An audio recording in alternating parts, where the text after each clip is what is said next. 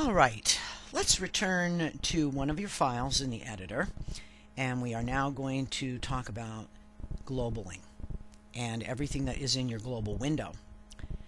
First of all, we have two global keys.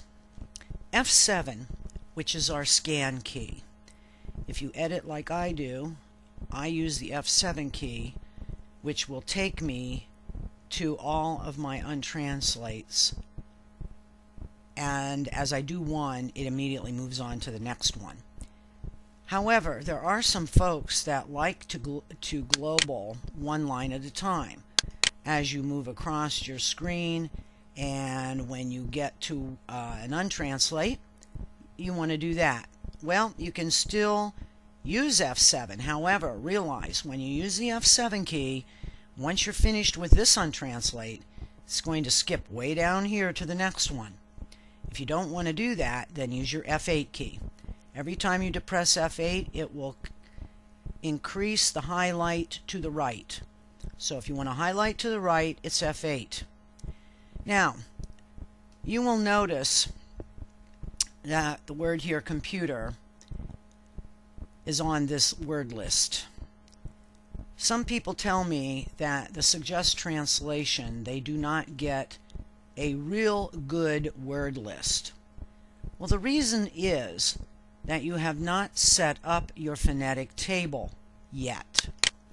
Now remember, I'm going to go out here to our phonetic table as soon as I can find it here. I'm a little confused myself at the moment. Ah, yes indeedy. Phonetic editor. Oh, it's my favorite guy. Okay, if you click here for a minute, this is the phonetic table. You need to fill this area in. You need to tell your software how you write your basic keyboard and also your letter combinations. So for instance,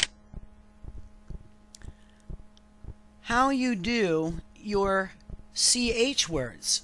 If you don't have this on your list, every time you global a word that is a CH word, you're probably going to get a list of words that start with a K. Remember, this phonetic utility is very important if you want to get to the point where you do not have to type words in anymore. They will show up on the list. The other thing this is important for, as a reminder, is if you are going to do litigation support to an attorney and they cannot read steno, you need to have the words that you're writing coming out phonetically, hoping that they can read through it. So this is a very important area. Now, so back to where we were. I'm going to highlight computer. Because it's the first word on my list and it's already selected, you can click on personal,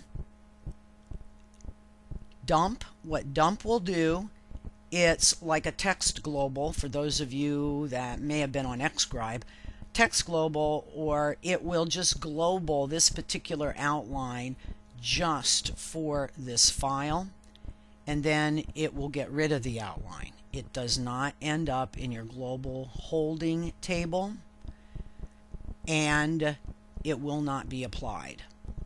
This will go into a job dictionary if you want it there. You have the ability to replace it once. Now, other. Let's say you don't want to put it in the job dictionary with this file. You want to put it in a different, totally different job dictionary. You have control over all of your job dictionaries. Let's say I want to put it into my captioning dictionary. Now when I click other, it will go here.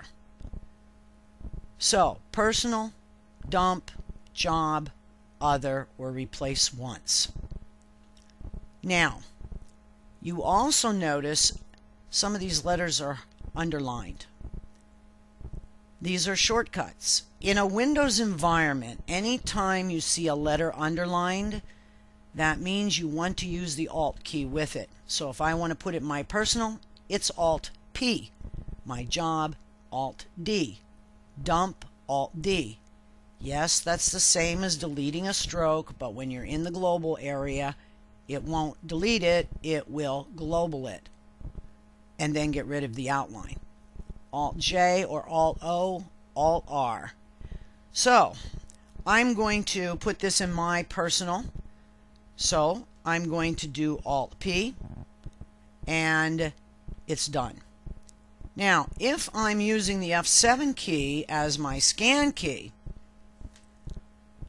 it will highlight the first stroke, but then you'll use your F8 key to extend the stroke to the right. If you need to extend the highlight to the left, it would be Shift F8 and it will pick up the word to the left.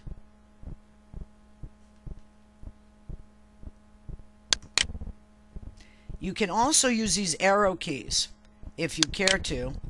I personally do not like to use the arrow keys. I want to keep my keys, where I'm used to and keep my hands on the keyboard, but they are there for your use. So, I have used my F7 key. It stopped here. I hit my F8 key to highlight to the right. The word is familiarize. Now, if the word is not on the list here, you need to just start typing.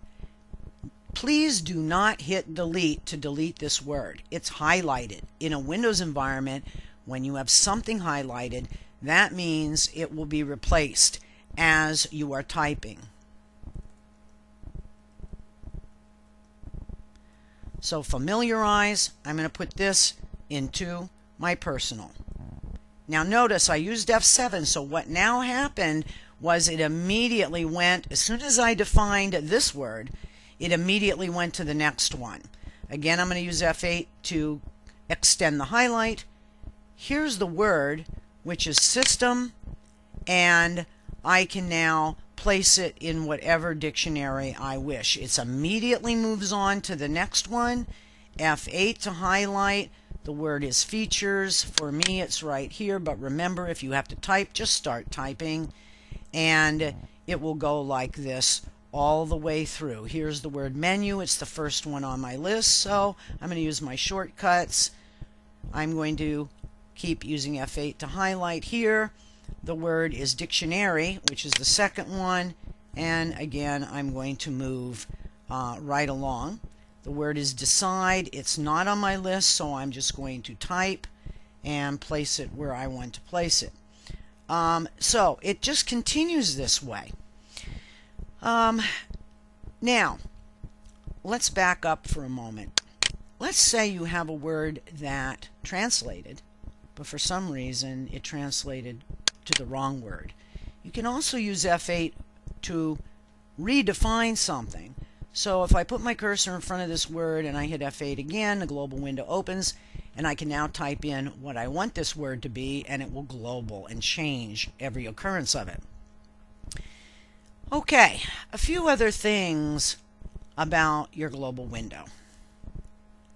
For one thing, if you type a word in and you're not sure it's spelled right, you can do Alt S and it will check the spelling, or you can click here.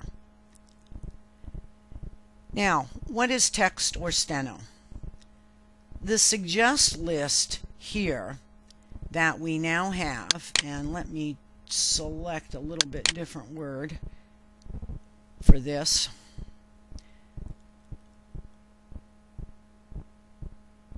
If you watch here, I have it coming up to look at my suggest list based on steno, my actual steno outline.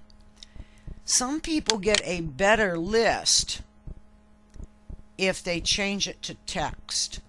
So my point being, when you get on our system, and after you have done your phonetic table, and you start getting a decent list of words here, play with this a little bit. See where you get the best selection more often than not. For me, it's usually steno, and so that's why I keep mine on steno. Instant update. If I put a check mark here, every time I global a word, if I put it in my personal, it's immediately being dumped into my personal. or dumped into my job. There is no need then for me to apply globals later. If you're doing real time, especially, you don't want to have to go in and apply globals from a job dictionary or your personal dictionary if you were editing during real time. Especially if you're going to go into another job, or if the trial is going to continue. The minute you add a word with instant update on, that word has been applied to your specific dictionary. And the next time you stroke the word, it's now going to translate. This is very nice. If you've been in this industry for any length of time, you know pretty much where you want to place your globals, whether it be your personal or a job dictionary. So don't hesitate to put this on. It saves you from having to review your global list and applying them. All right, that's all there is to globaling in our system. And in the next segment, I'm going to discuss our misstrokes dictionary with you. This is a feature I really like.